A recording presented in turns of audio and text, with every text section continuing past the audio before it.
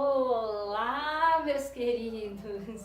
Hoje a gente veio falar sobre alguns materiais que eu acredito serem imprescindíveis numa aula de musicalização, de educação musical.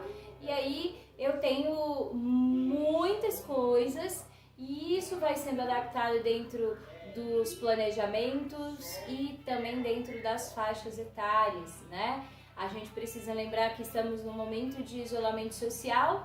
Alguns lugares já estão retomando as aulas, né, respeitando o distanciamento, porém muitas aulas ainda estão acontecendo de forma remota, o que também faz com que todo o conteúdo tenha que ser adaptado, incluindo os materiais que são usados. Numa aula regular, né, eu faço uso de muitos instrumentos, né? Então eu vou mostrar alguns aqui que eu acho que são imprescindíveis para que você tenha dentro do seu kit aí, né? Então eu tenho aqui clavas, né?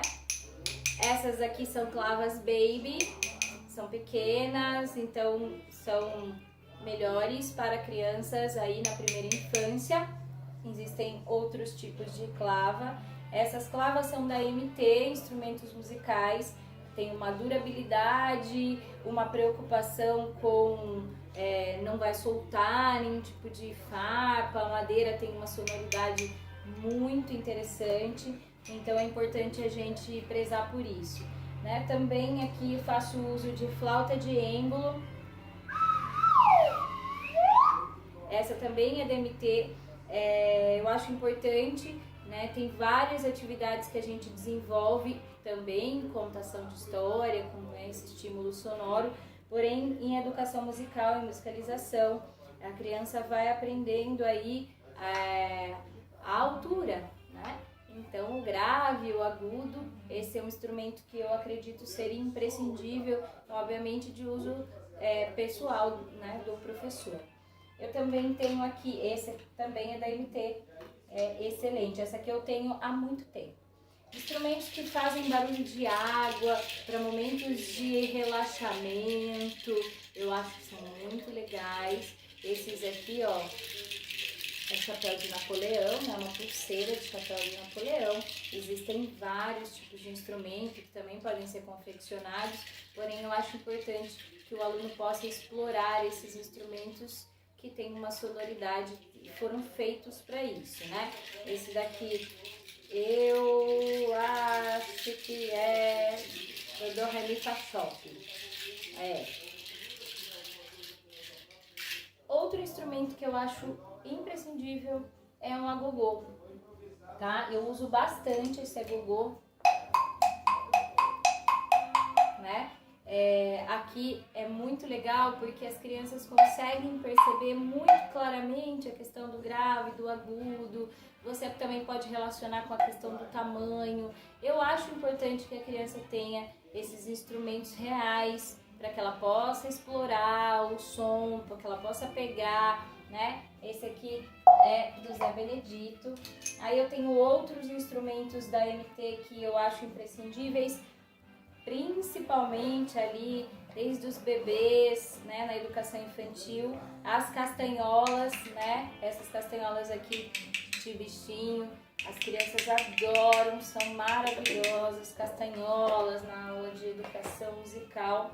E aí eu tenho agora objetos que eu uso, não só instrumentos. Lembrando que eu também uso um ukulele, o cajón, um pandeiro, os xilofones, né? O violão, que são instrumentos que eu tenho domínio. Tamborzinho da MT aqui também, que eu uso na aula de educação musical com as crianças. E alguns objetos que eu acho que são imprescindíveis. Bolinhas de todos os jeitos, né? Eu tenho essas bolas de borracha da Música em Movimento lá do Irá. Bolas que tem um som, que são bolinhas de pet, bolas de massagem, bolas de piscina de bolinha, bolinhas dessas bolinhas mais molinhas, bolas grandes, uso muito. Outra coisa que uso muito, essa referência dos bichinhos, aqui eu tenho um palhacinho, esse é o meu dorminhoco, essa é a minha Ana, né? Para cantar ali, Ana sobe o morro, né? Para a criança ter a noção do grave e do agudo, agudo, embaixo, em cima, um brinquedo projetivo, né? Também tenho outros que eu acho sensacional, assim, estarem à disposição e para desenvolver. Os maiores também usam muito a criatividade, que são os pulpas, né, do Música em Movimento, também que eu uso, são esses bichinhos aqui, que também trabalham a questão do grave, o médio grave, o agudo, o médio, é muito importante. Colheres, né?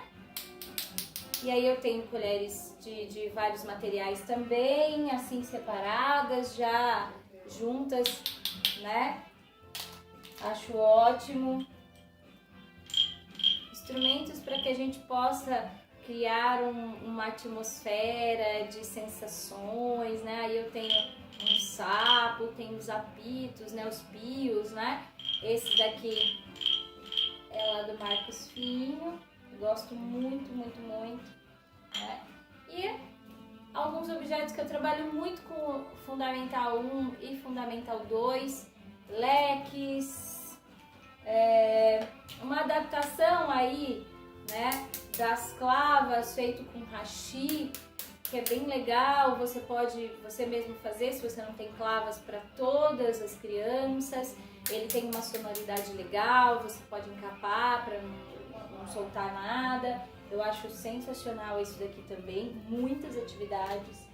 Fita, né? Essa aqui tá presa num hashi também para atividades de movimento, né? Muito importante fita, muito importante pano. Esse aqui é um pano de cetim, foi feito um acabamento para as crianças menores e os bebês. Eu uso pano que é aquele voal, que é transparente, né? Menorzinho também. Essa bola expansiva aqui, eu acho sensacional. A gente faz muito trabalho, tanto com a educação infantil quanto com os maiores. É muito legal ver o processo criativo dos alunos maiores de Fundamental 1, já das fases finais de Fundamental, quando eles têm à disposição esse tipo de material aqui, a bola expansiva, os leques, eles exploram muito e são muito criativos. Agora, em tempos de isolamento e que a gente está em casa e que as crianças não dispõem desse material para explorar, né? Até as bolinhas eles até têm alguma coisa parecida em casa.